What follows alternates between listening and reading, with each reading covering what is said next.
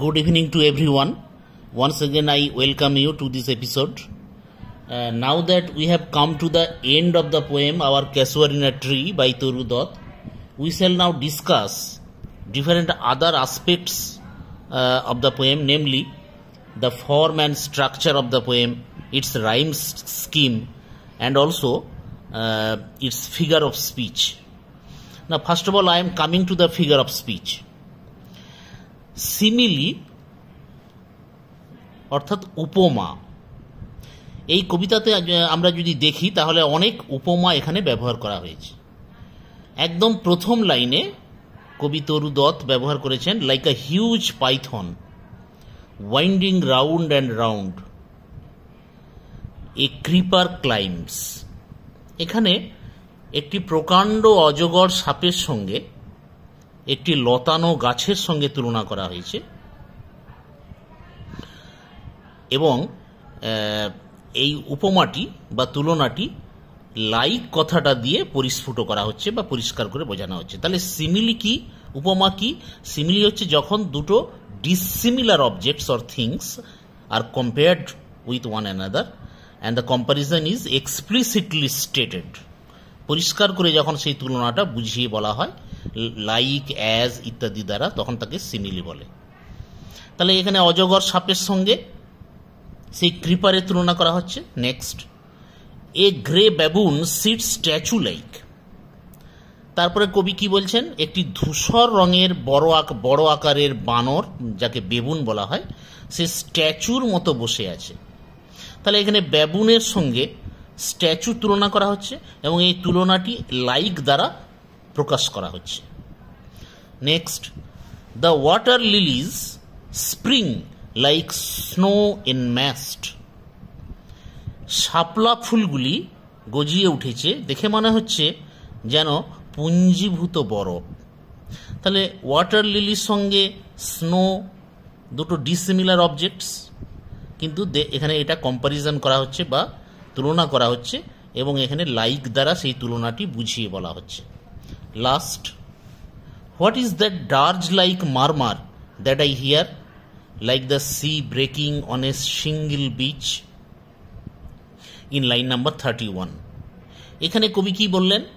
কবি বলছেন কি সেই শোকগাথা, সেই অস্ফুট মর্মর ধ্বনি, অর্থাৎ এখানে অস্ফুট মর্মর ধ্বনির সঙ্গে শোকগাথার তুলনা করা হচ্ছে।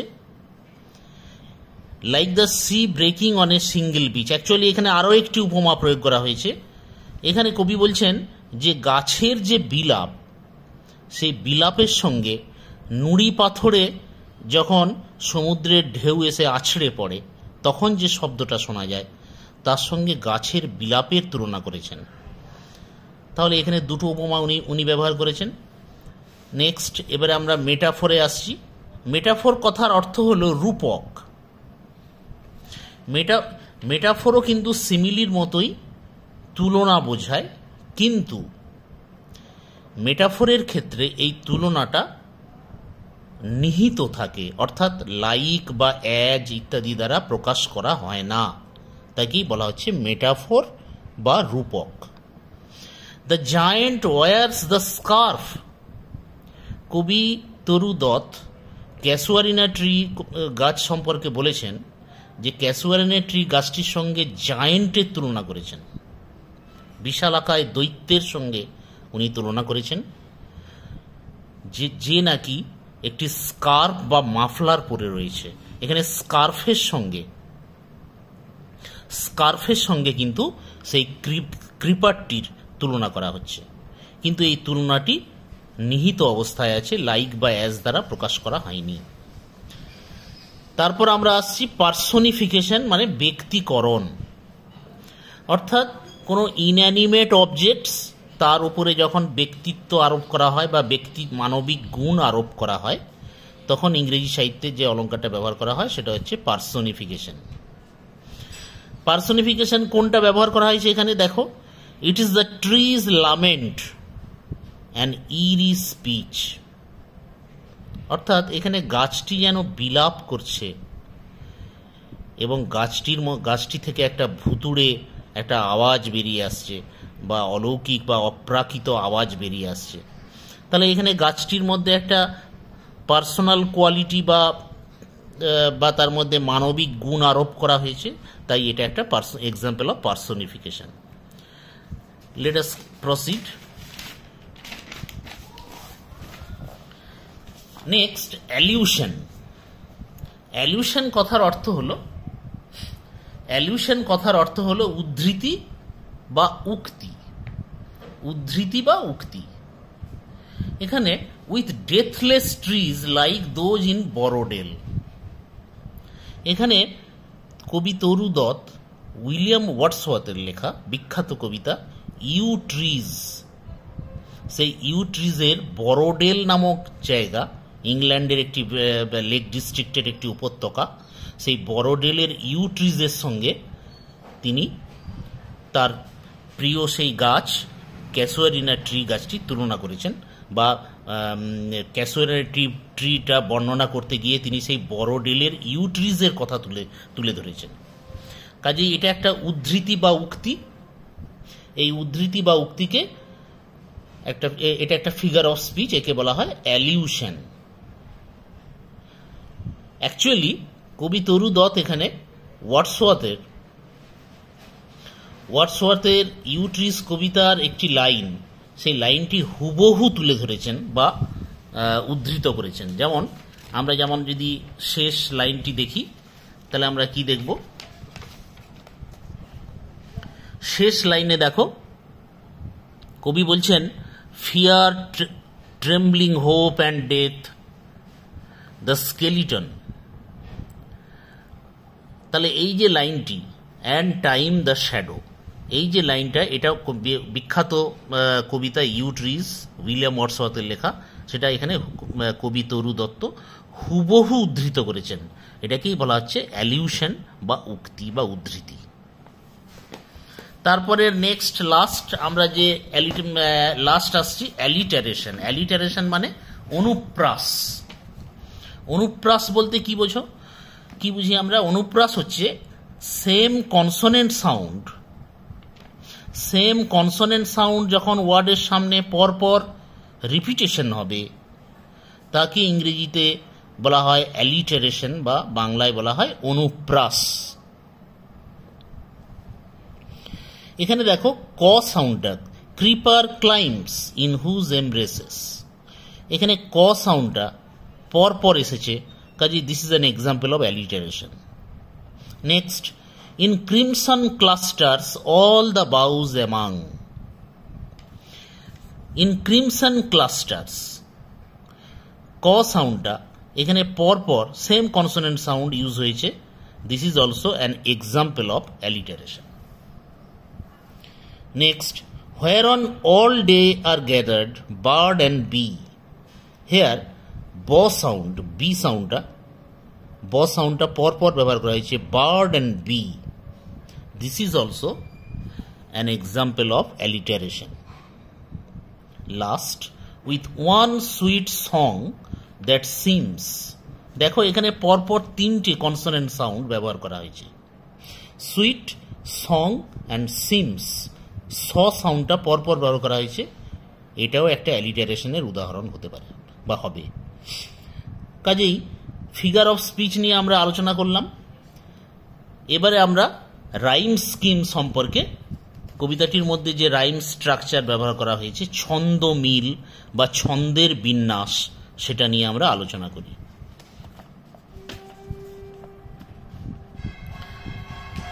এখানে দেখো ক্যাসুয়ারিনা ট্রি কবিতা তরু দত্তের লেখা, তার যে প্রথম যে স্ট্যাঞ্জাটা, এটা কিন্তু এই কবিতাটি পুরো টোটাল যে কবিতাটা আমরা পড়লাম, তাতে 5টি স্ট্যাঞ্জা রয়েছে।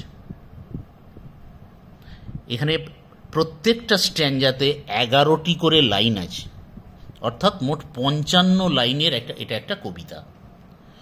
5টি স্ট্যাঞ্জা আছে এবং প্রত্যেকটি স্ট্যাঞ্জাতে 11টি করে লাইন রয়েছে, এবং এর যে রাইম স্কিম, অর্থাৎ প্রতিটি লাইনের শেষে যে ছন্দের বিন্যাস বা ছন্দমিল ব্যবহার করা হয়েছে, সেটা কেমন আমরা দেখে নিই।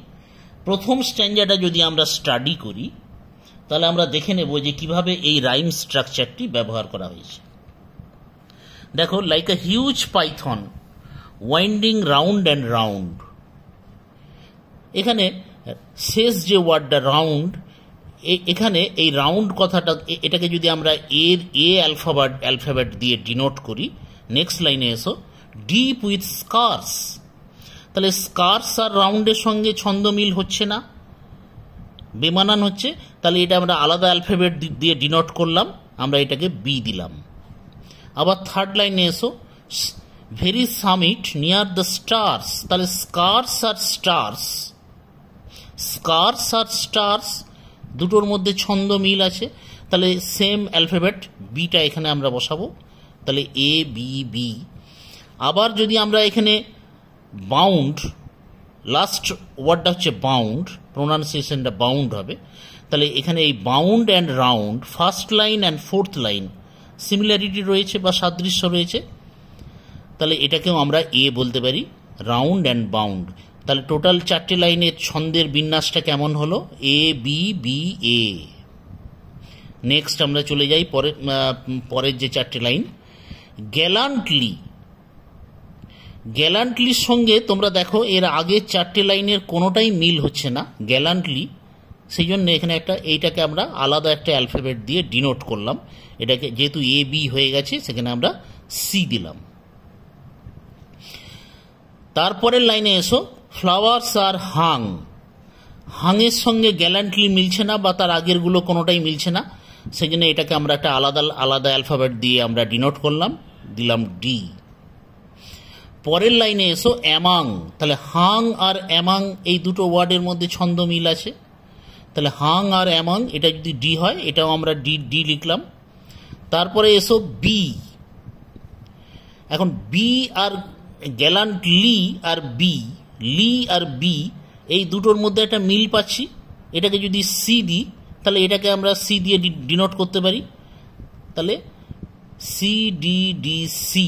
তারপরে লাইনে এসো, বার্ড অ্যান্ড বি, তাহলে গ্যালান্টলিটা সি হয়েছে, তাহলে বিটাও সি হবে, তাহলে গোটা লাইনটা কি, এই পরপর 8টে লাইন কিভাবে হলো, এ B B A, C D D C, এই 8টে লাইন এইভাবে ছন্দের বিন্যাস হলো। তারপরে যে লাস্ট 3টা, ফার্স্ট স্ট্যাঞ্জার শেষ 3টে লাইন, এটা কিভাবে হচ্ছে, লাস্টের 3টে ওয়ার্ড দেখো, ওভারফ্লোজ, ক্লোজ, রিপোজ, 3টে কিন্তু মিল আছে, কিন্তু এই 3টের সঙ্গে আগের কোনোটার সাউন্ডের কোনো মিল নেই, কাজেই আমরা এখানে একটা আলাদা অ্যালফাবেট দিলাম, সেটা হচ্ছে ই, আলাদা অ্যালফাবেট দিয়ে আমরা ডিনোট করলাম, তাহলে A B B A, C D D C, triple E E E. এইভাবে এটা হচ্ছে ফার্স্ট স্ট্যাঞ্জার রাইম স্কিম, এভাবেই প্রত্যেকটা স্ট্যাঞ্জার রাইম স্কিম করা হয়েছে।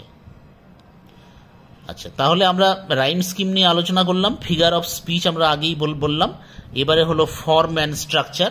ফর্ম অ্যান্ড স্ট্রাকচার নিয়ে বলতে গেলে তোমাদের প্রথমেই বলি, আমার একদম কবিতার প্রথমে পড়ানোর আগেই আমি বলে দিয়েছিলাম যে এটি হচ্ছে একটা ওড। ওড মানেটা কি, what is an ode? Ode হলো গীতি কবিতারই একটি রূপ, যা প্রায়শই একটি বিষয়ের প্রতি গভীর শ্রদ্ধা বা সম্ভ্রমের অনুভূতি প্রকাশ করে, যেটা সাধারণত প্রাকৃতিকও হতে পারে, ন্যাচারাল বা আর্টিস্টিক বা শৈল্পিকও হতে পারে। সেদিক দিয়ে দেখতে গেলে our casuarina tree is a beautiful ode, সুন্দর একটি ওড ইন দ্যাট সেন্স। সেদিক দিয়ে দেখতে গেলে কবি এই গাছটির সৌন্দর্য, মহিমা এবং তাৎপর্য সুন্দরভাবে বর্ণনা করেছেন। গাছটির সাথে তার যে একটা ইমোশনাল বন্ডিং, একটা পার্সোনাল কানেকশন এবং খুব কাছের একটা গভীর সম্পর্ক, সেই অনুভূতিটি এই কবিতার মাধ্যমে প্রকাশিত হয়েছে। তাহলে এখানেই আমাদের তরু দত্তের লেখা আওয়ার ক্যাসুয়ারিনা ট্রি গাছটি, কবিতাটি আমরা এখানে শেষ করলাম। Thank you very much. I hope you have enjoyed the lesson. Hope you have liked the lesson, liked my explanation. Thank you all.